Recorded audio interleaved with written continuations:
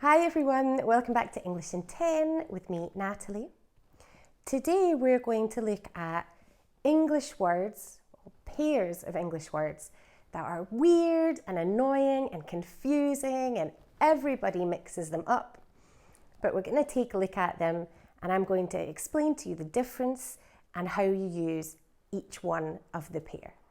So without further ado, let's commence.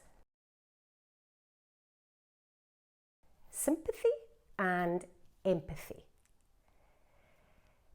They're very similar, and actually native speakers confuse them all the time and very often just don't really understand what the differences are. So sympathy is taking part in someone else's problem or sorrow or sadness. It usually means feeling sorry for them. So if somebody passes away, you have sympathy for them. You feel really sorry for them. Empathy is the ability to understand and feel someone else's feelings. So you can have empathy for somebody if their grandmother has passed away because maybe your grandmother also passed away and you know how it feels, you can feel the same emotion, so you have empathy for them.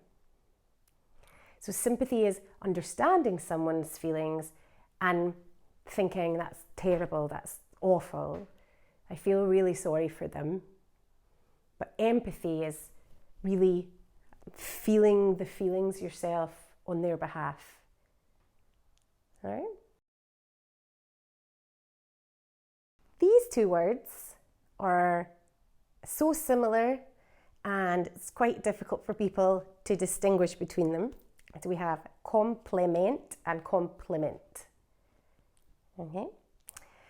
Complement with the two E's, try and associate it with complete. That will help you. So we use complement to talk about two or more things that go well together, that kind of complete each other. For example, it would be common to say, oh, that eyeshadow really complements your eye colour. Or, that tie really complements your jumper. So two things that go well together. That is what complement means. Compliment is either a noun or a verb, to compliment or a compliment, which is to say something really nice to somebody.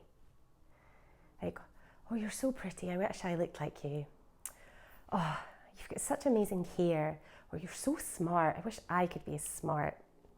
So to give somebody a compliment, to compliment somebody, means to say something really nice to them. About anything, as long as it is positive. Okay? Great. Let's go to the next one. Now we have consistent and persistent. Consistent and persistent.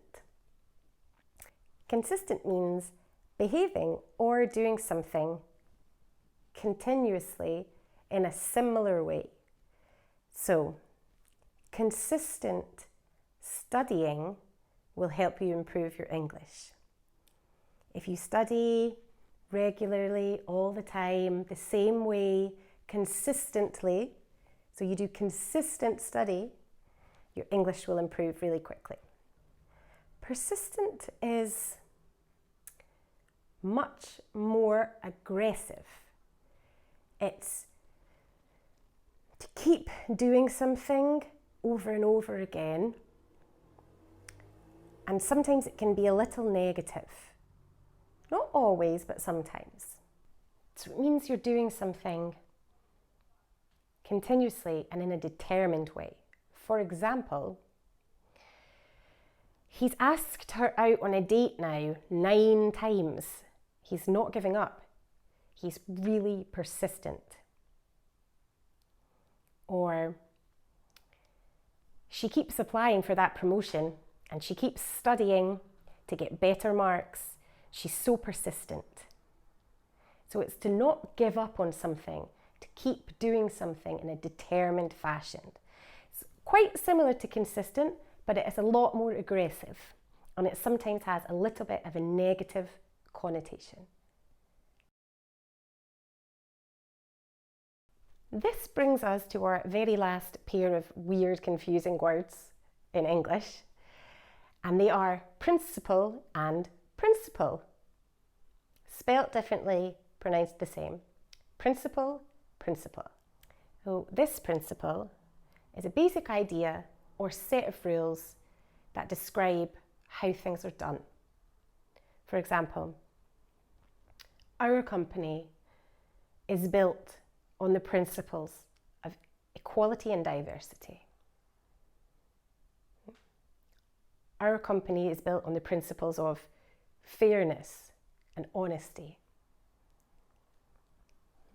So principles are basic rules to explain how things are done. Principle, that's spelt principal, principle, means first in order of importance. For example, Saudi Arabia's principal export is oil. So their number one in order of importance export is oil. Their principal export is oil. It also in the UK means the head, the leader of a school, a college or university. The person in charge of the school or the college or the university is called the principal. Right? Only in the UK. All right, that is the end of our strange, weird, confusing, annoying English words that seem the same but aren't. I hope that it was helpful and that you enjoyed it. Please don't forget to give us a thumbs up, and I look forward to seeing you in our next video.